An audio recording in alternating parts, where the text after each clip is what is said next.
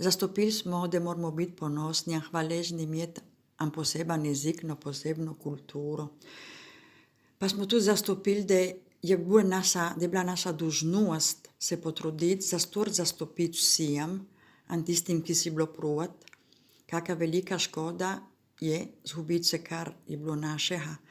Takole z Aldam smo se povezali s kulturnim društvom Rečan, ki je že vse tole delal v Rečanski dolini. Je že skrbel z ljudmi, kako delati za ohraniti se, kar je naše. So pijali, so imeli že beneško gledališče, so imeli razne iniciativ, ki so pritegovali blizu ljudi in so jim storili zastopiti, ko je važno tole ohraniti, kar je naše.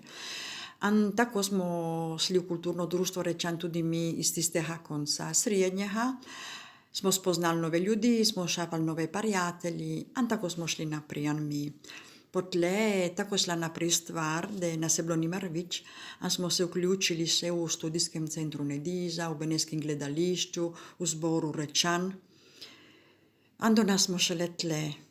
Jaz pa se vprašam, moja skrb je, ali ostane še kje od vsega tvolega tle čez 50 let?